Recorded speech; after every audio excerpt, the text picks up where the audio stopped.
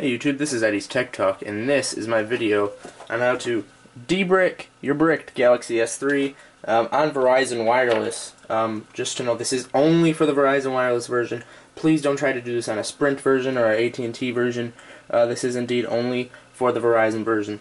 Some of you may not know what hard bricked is, other of you sadly do. I've rooted, hacked, whatever, a lot of different devices and never actually hard bricked a device. But this is the first time I've done so, so I'm trying to save it without resorting to too extravagant methods. So, how you know if your device is hard bricked? I'll show you guys, just so this video isn't like a fake. My battery is indeed in right there. It's charged, and it's just where you press the power button. The device won't turn on. You plug it in. You know, it's like a brick. That's how they came up with it. It's basically non-functioning. Appears like like the phone is dead almost. Except it won't charge, it won't turn on, all these other things due to, some error that you made that hard bricked it. So, if this doesn't work, you will need a JTAG. If you don't know what a JTAG is, you'll have to send in for that. Find someone on the internet that does that. So you have to JTAG your device, which is really just they open your phone up, go into the motherboard and they kind of overwrite things, and it's very complicated, not something you can just do at home. What you need for this is a micro SD card that matches your storage. Now, some of these things aren't included in the tutorial, but these are some things that you need anyway. You need a SD card. I got one from Amazon that matches your storage. So I have a 16 gigabyte S3, so here's my 16 gigabyte card. In some past tutorials I've seen on S3 debricking, they recommend you are required to have a class 10 SD card, and some of you are like, well, what's the difference? It's the write speeds, like the read and write speeds of the card. So I recommend picking up a class 10. It's only about $12 for the 16 gig, about, I don't know, 25 maybe for the 32 gig. And you can either use the adapter here, or I have a USB adapter, but you also need the adapter to plug it into your computer. And I'll put the link in the description to the 16 gigabyte card for those of you who need that. So you need that, and then you really just follow this awesome tutorial written by Spyro Days or something. So what you need to do is, it says you need your hard bricked Verizon Galaxy S3 over here, a micro SD card, like I said, class 10 recommended. It must be the same capacity as the storage in your phone. Windows or Linux computer, sorry Mac users, and the debrick file. So it says first back up your SD. We don't need that. I just bought it. It doesn't have any files on it. But yeah, the SD files will be erased in case you just have one sitting around. So you need to download the debrick file. If you took the 4.3 OTA, that's what I have. So download that. So what you need to do is find out, hopefully you knew what firmware version you were running. If you had Android 4.3 when you debricked, download that one. It says debrick file if you bricked before the 4.3 OTA. If you had 4.2, 4. Whatever, you can see right there, you just download this one here instead. So make sure you know which one to download. And then depending on if you're on Windows or Linux, my laptop had Linux, but this one's on a Windows machine, so I'm going to do the Windows directions, and I'm sure most of you have Windows out there as well. So you need to download Win32 Disk Imager. There's actually a link in the tutorial that leads to a link that you're supposed to be able to download it at, but the link hasn't worked for me, so I just searched for Win32 Disk Imager, and I will include that here in the description. Make sure you don't click on a virus and you download the actual ones, not this one. Where's the download? Here we go, download. It's this bar right here, the blue one. That's the correct one. So click that. Win32 Disk Imager, free download. I think it should just start downloading. Oh, we have to select a mirror here.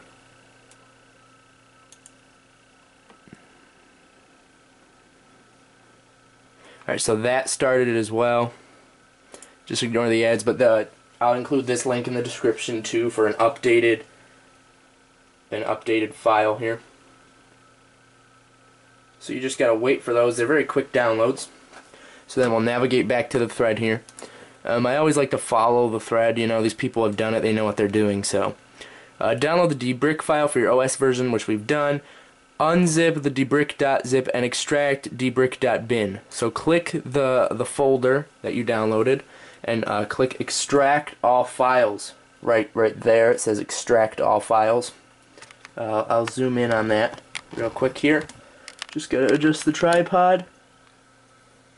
Just gotta extract all files right there.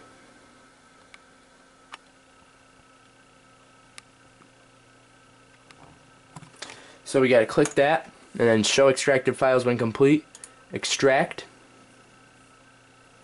And then now that is extracted, so leave that open. And then it says run Win32 disk imager. So we want to click that. We want to extract all files in there again. And then over here you want to click, it's the very last option here at the bottom.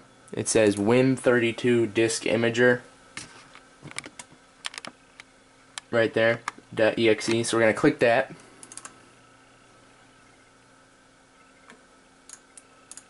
And it does require administrator access, so run that as an administrator. So here the program is open. And my camera is about to run out of space, so I'll be back in just a second here, guys. But open the disk imager, make sure everything's squared away, and make sure all your files are extracted. Alright, so once you have made sure that all your files are extracted and such, you need to put the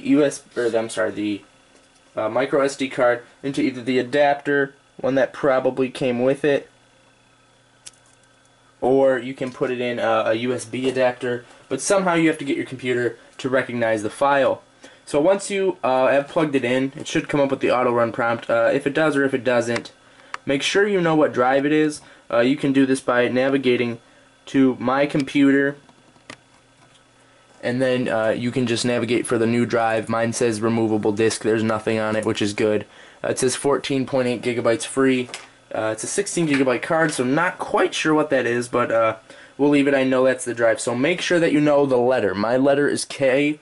Your letter may or may not be K, but just make sure that you know the letter, because if you write this image on like your normal hard drive, your C drive, you're in a whole lot of trouble. So make sure that you know what letter it is once again. So it says unzip and extract. We've done that. Run Windows 32 disk imager. I have it open down here. And then it says connect SD to your computer, which we have just done. And it says in Win32 disk imager, browse for the selected file. So we'll press this little folder icon over here. And we will browse for the dbrick.bin. I'll see where that's at. Alright, so it's in users download dbrick. This is probably where yours is by default.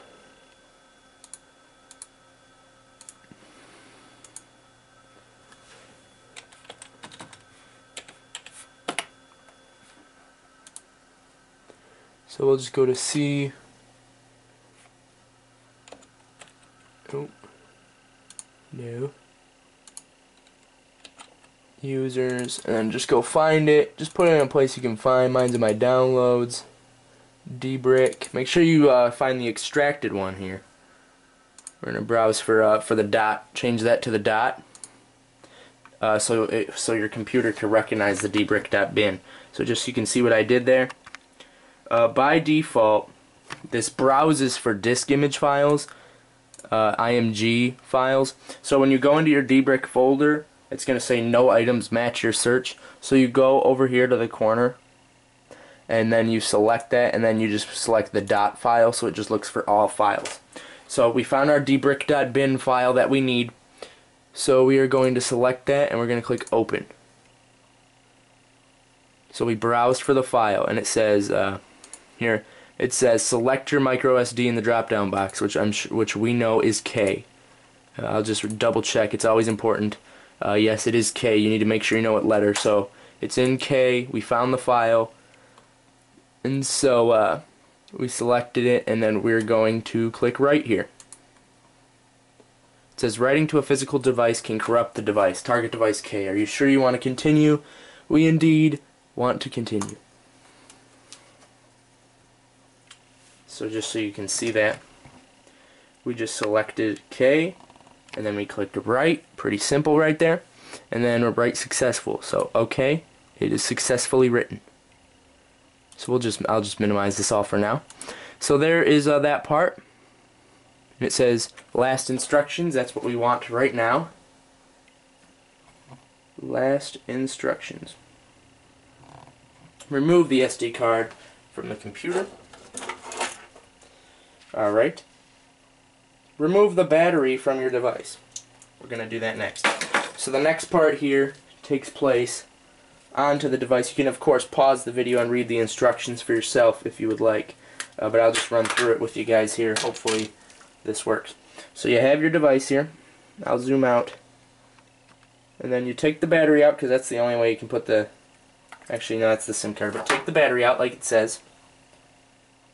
Insert the D-brick micro SD into the SD card slot. That's this one here on the left. So we're just going to place... Sorry, it's a little hard to do it in the camera. We're going to place it, and then you just click it in. And now we insert the battery into the phone. It says turn the device on. If you're lucky, it will boot all the way. So we're going to press the power button.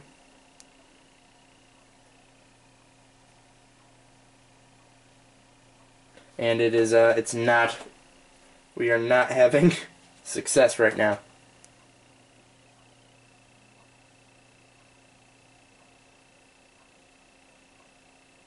Nope, not having success. So it says you might have to try this a couple times for it to work. So I will indeed try it a few times, and I'll get back to you guys in a minute. Alright guys, so I tried it a different way. I didn't use my USB adapter. I used the SD card adapter that came with the device, and I think this one might have more success because it was able to rewrite it as a FAT partition, which is required. So I'm going to say for right now, don't use your USB adapter for the card. Use the adapter, not the USB adapter, just the SD card adapter. So we're going to take that out now. We're going to put it back into the device. Some of you new to Eddie's Tech Talk might say, why didn't he just edit out the first part? That's because I do things like you guys do things, you know. I might encounter problems, you might encounter problems. So I did just put my SD card in right there. So I like to do it with you guys the first time, you know, no script, no rehearsal, just to see if it works. So I got the battery in. I'll put the back on this time just to make sure the battery doesn't fall out while it's booting. Hopefully it does boot. And we're going to press the power button again.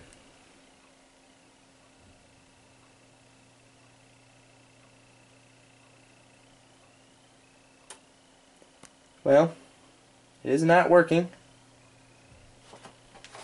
Again, so this D-brick method may have indeed failed us. It says there are no guarantees it might not work, so this D-brick method could indeed have failed us. Now I plugged it into the computer now just to see if the battery had a charge, and there is an LED light on, and it did just vibrate. So hopefully we have some activity.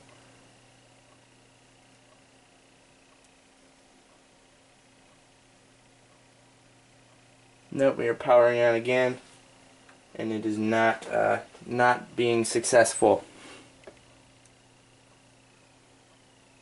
Oh, here we go. It vibrated when I pressed the power button. This is more activity than I've gotten out of it lately. It did vibrate when I pressed the power button.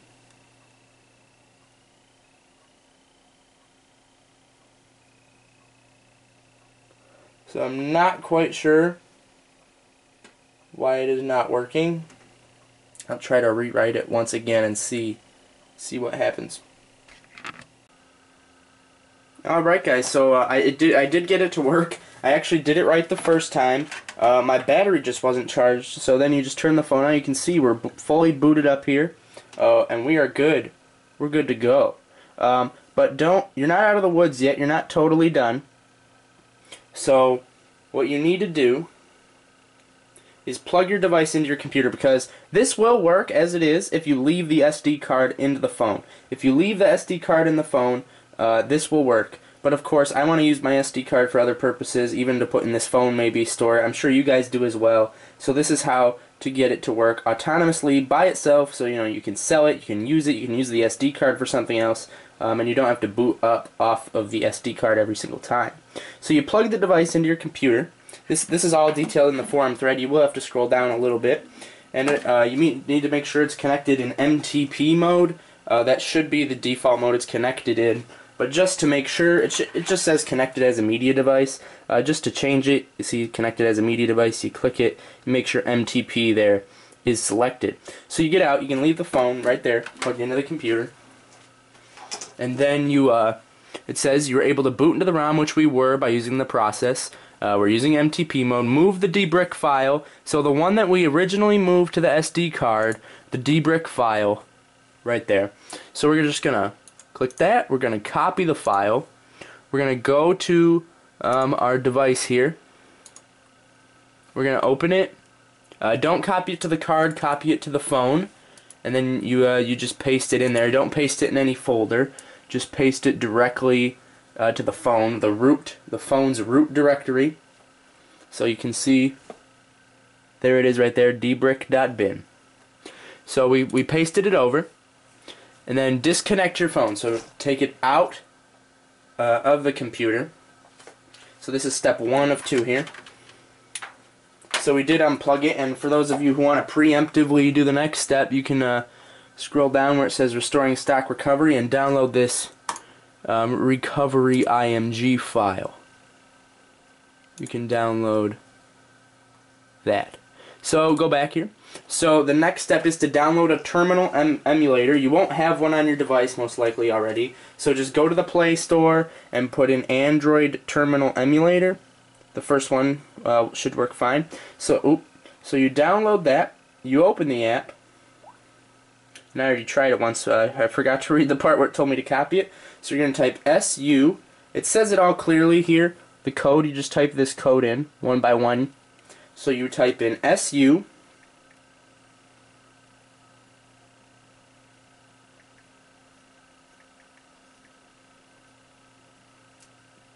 Sorry, I already had this going on, so I'll have to...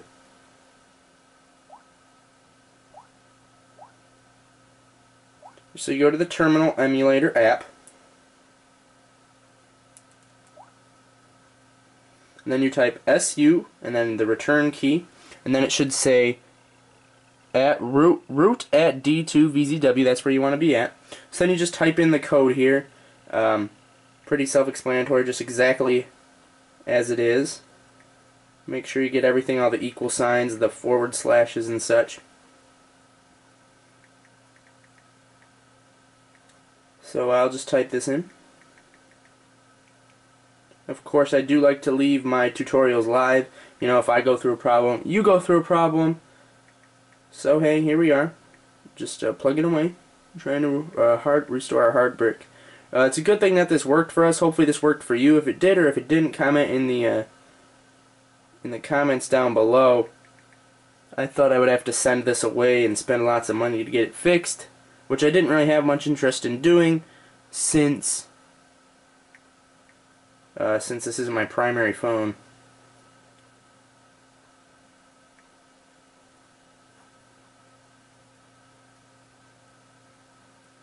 Alright, so I typed enter. Right now nothing appears to be happening.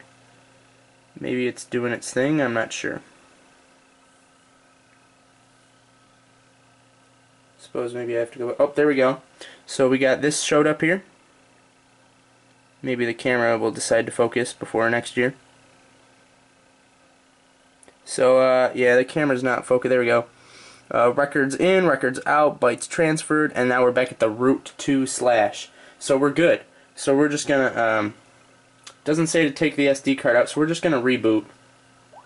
We're just gonna reboot the device for now. So we can start the second step in the process, assuming this does work.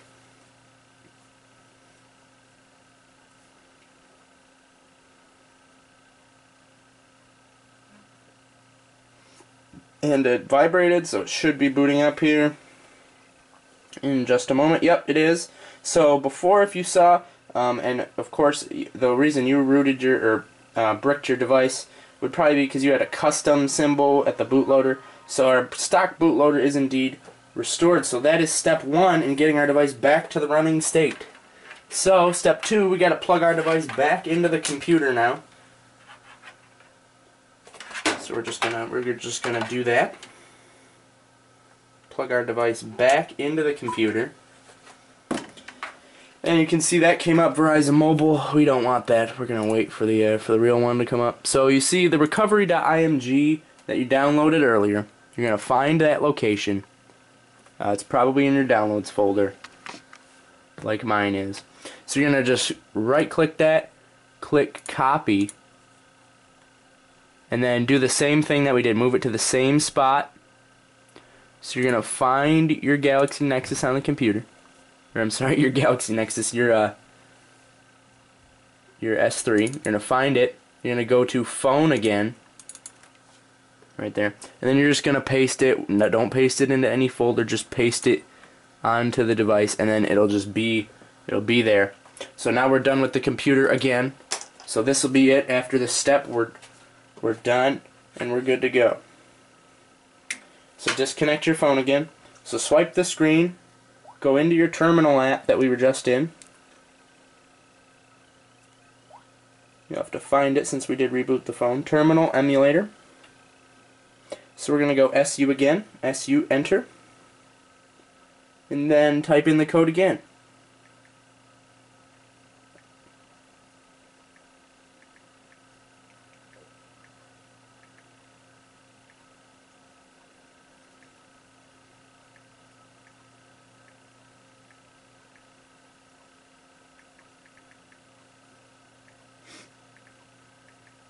It's really the same command as before, almost, but instead of typing dbrick.bin, we're typing recovery.img.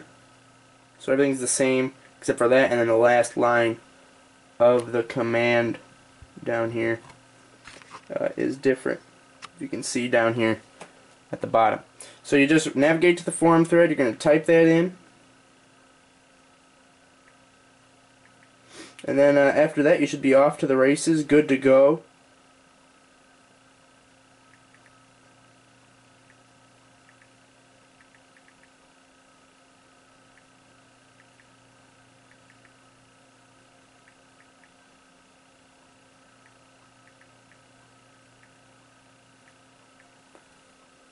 Alright, so then you type return after you type the command in.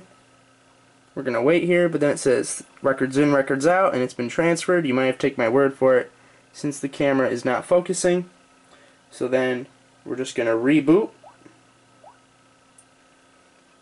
And then we'll be A-OK, good to go.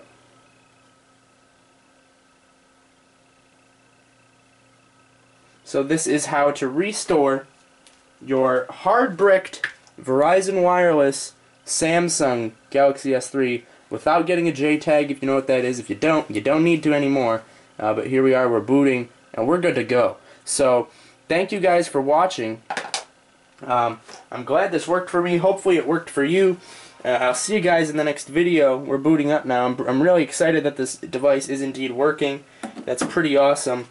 So shout out to this Spyro guy. He didn't actually engineer the method. He just kind of compiled it into a forum thread. So thanks to him. I hope this worked for you guys. Let me know if it did. Let me know if it didn't. And I'll see you in the next video. Enjoy your unbricked, totally working Galaxy S3 now. And I'll see you in the next video. This has been a presentation of Eddie's Tech Talk. If you liked the video, please like, rate, comment, and subscribe. If you thought I could do something better, please let me know in the description, or in the comments, rather. Follow me on Twitter, at Eddie's Tech Talk. Fill out a contact form on my website. I think we might be doing a giveaway soon here at Eddie's Tech Talk, and of course you can get your own Eddie's Tech Talk gear at eddiestechtalk.com. Check that out, and I'll see you in the next video. Thanks.